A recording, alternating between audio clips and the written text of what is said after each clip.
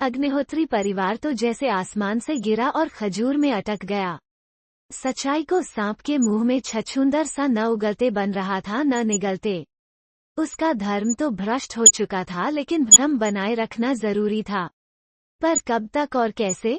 Mrs मालती अग्निहोत्री ने घर आए मेहमानों का मुस्कुराते हुए स्वागत किया और उन्हें सोफे पर बैठने का इशारा करते हुए कहा, आइए बैठिए।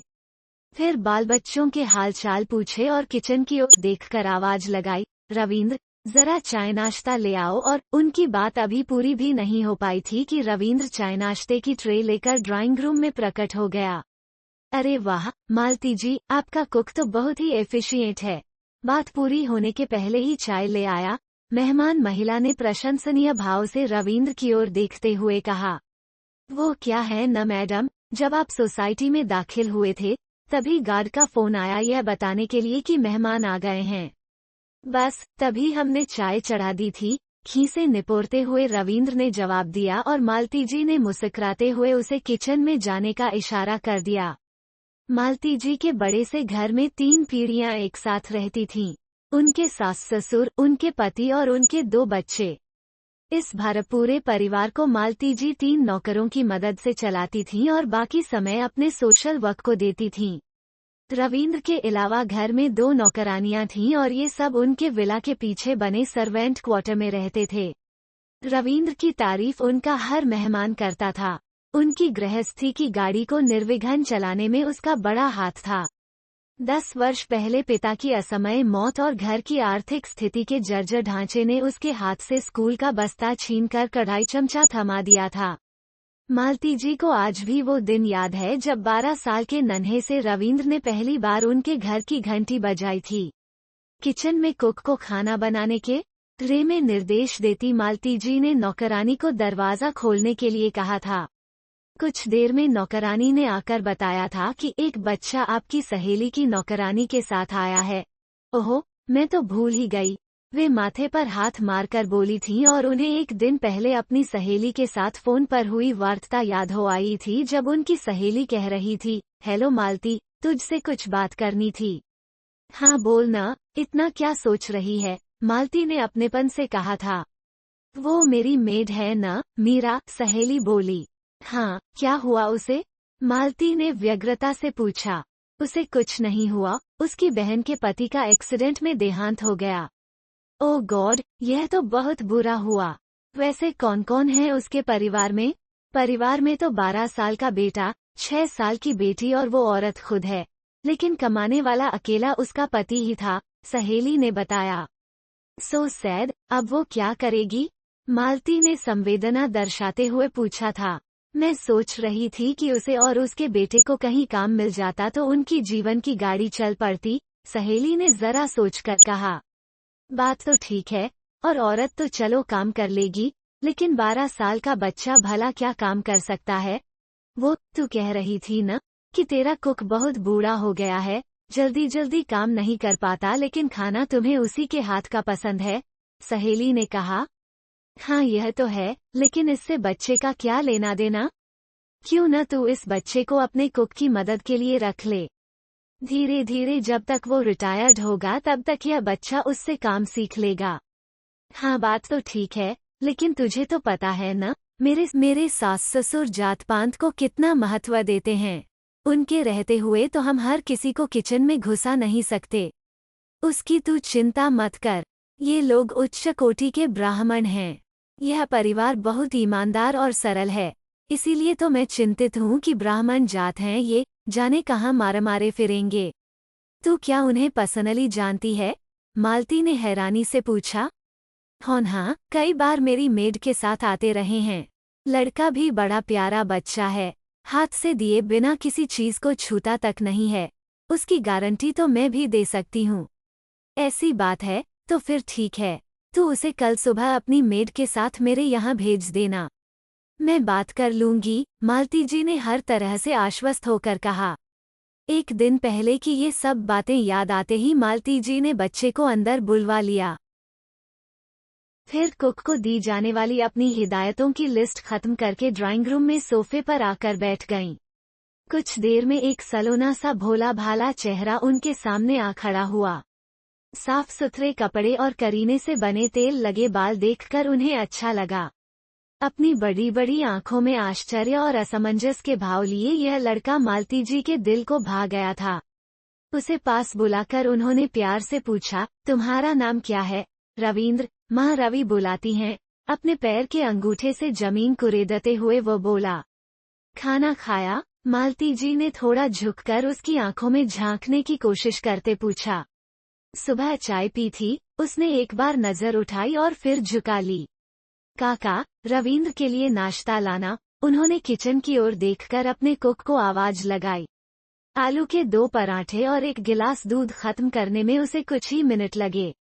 मालती जी ने उसके सिर पर हाथ फिराते हुए पूछा, हमारे घर में रहोगे?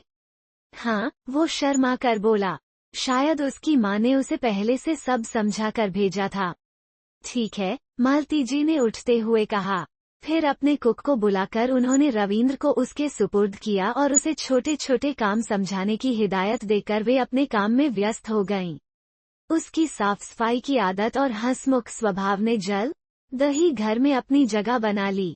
हालांकि शुरू शुरू में वो टमाटर प्याज काटने के अलावा कुछ खास मदद नहीं कर पाता था, लेकिन धीरे धीरे वो न केवल घर के हर सदस्य के हिसाब से खाना बनाना सीख गया था, बल्कि हर सदस्य के मिजाज को भी बखूबी समझने लगा था। वक्त के साथ किचन के काम का सारा भार बूढ़े होते कुक के हाथों से निकलकर जवान होते रविंद्र के कंधों पर आ गया था। अब तो कुक को रिटायर हुए कई साल हो चुके हैं और किचन में रविंद्र का एक छत्र राज है। यह काम वो सालों से अकेले ही बड़े सलीके से संभालता आ रहा है। रविंद्र को अग्निहोत्री परिवार में आए एक अरसा हो चुका था। अब वो इस घर का सदस्य था। उसके बिना मालती जी का किचन ऐसा था जैसे सिंदूर बिना सुहागन। 12 साल का मासूम बच्चा अब 22 साल के सजीले नौजवान में तब्दील हो चुका था। एक सुबह मालती जी ने रविंद्र को बुलाया और उसे बताया कि अगले दिन सारा परिवार उनकी बहन की बेटी की शादी में दूसरे शहर जा रहा है। सुबह नाश्ते के बाद सब निकलेंगे और 2 दिन बाद लौटेंगे।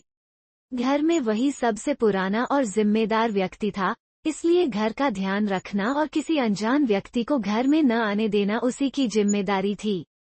इस खबर को सुनते ही रविंद्र के चेहरे पर एक हल्की सी मुस्कान दौड़ गई जो मालती को बड़ी बेमौका लगी। लेकिन अपने व्यस्त कार्यक्रम के चलते उन्होंने इस ओर कोई खास तवज्जो नहीं दी।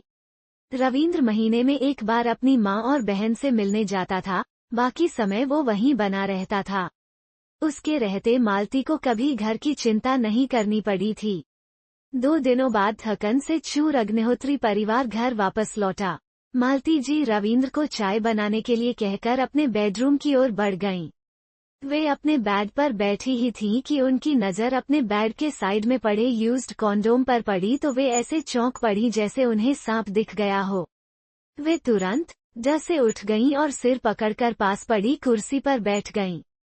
फिर खुद से ही बड़बड़ाईं, ओह, यह क्या चल रहा है हमारे पीठ पीछे। बेडरूम की चाबी रविंद्र के ही पास थी और कुछ दिनों से रविंद्र के रंग कुछ बदले से लग रहे थे, तो यह करतूत तो उसी की है, लेकिन उसके इतनी जल्दी पर निकल आएंगे, यह तो मैंने कभी सोचा भी न था। फिर उन्होंने नौकरानी को आवाज लगाई और उसे तुरंत बेड की चादर तकिए बदलने का आदेश दिया। नौकरानी ने सवालिया नजर बेड की साफ चादर पर डाली, फिर अपनी मालकिन पर डाली। चादर बदलो, देख क्या रही हो, वे गुस्से में बोलीं। फिर उन्होंने सोचा, चादर तो ये बदल देगी, लेकिन उस घटना को कौन बदलेगा जो उनकी गैरहाजिरी में वहां घट चुकी थी।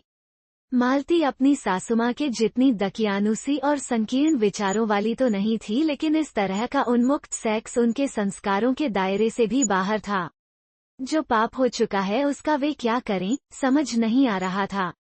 काश कंप्यूटर की तरह जिंदगी में भी कोई अनडू का विकल्प होता। वे रविंद्र को आवाज लगाने ही वाली थीं कि पूछूं तो सही कि उसकी ये सब करने की हिम्मत कैसे हुई। उसने यह पाप करके अपने और हमारे कुल की मर्यादा को दांव पर कैसे लगा दिया, और ये बेशर्म लड़की कौन थी। और फिर अगर सब ठीक लगा तो उसकी शादी ही करवा देंगी। लेकिन फिर उन्होंने खुद को रोका और सोचा कि चूंकि यह पाप तो रविंद्र ने किया ही है, इसमें तो कोई शक नहीं है, लेकिन यदि यह बात सीधे सीधे उससे पूछी गई तो वो शायद सच न बताए और चौकन्ना भी हो जाए। ऐसे में बात की जड़ तक पहुंचना और भी मुश्किल हो जाएगा। इससे बेहतर तो यही होगा कि कुछ दिन अनजान बनने का नाटक करो और उसे अगली बार रंगे हाथ पकड़ो। बस फिर तो अगले दिन से मालती की तेज नजर रविंद्र के हर कदम पर रहने लगी। वो कब, किससे और क्या बात कर रहा है, ये सब मालती की नजरों के कैमरे में हर समय कैद होता रहता।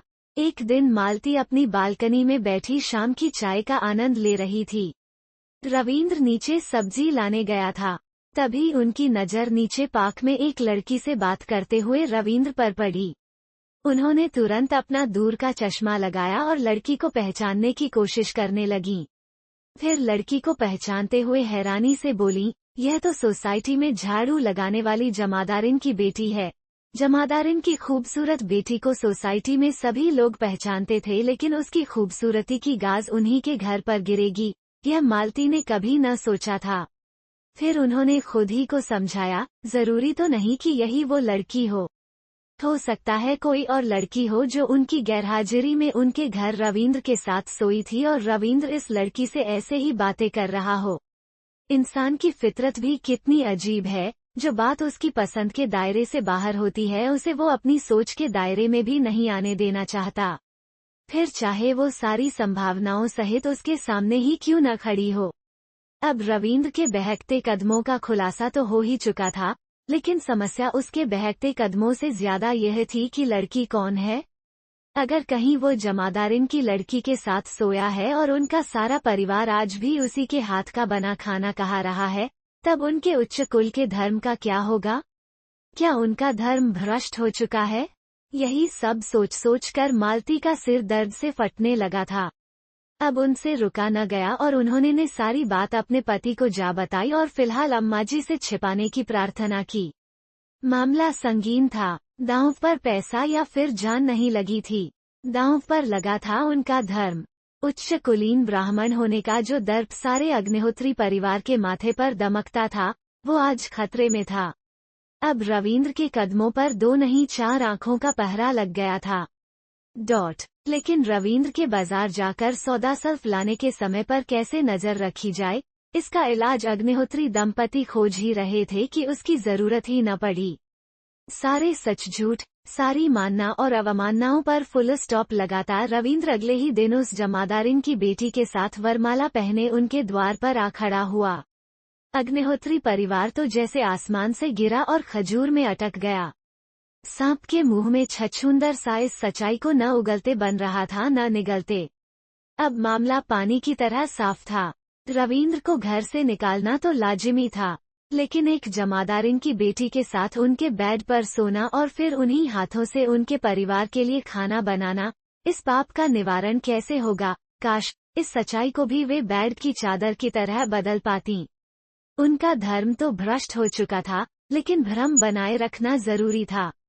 पर कब तक और कैसे? जल्द ही यह बात खुल जाएगी और फिर उनकी बिरादरी वाले उनका जीना हराम कर देंगे। बिरादरी में उनका उठना बैठना बंद कर देंगे।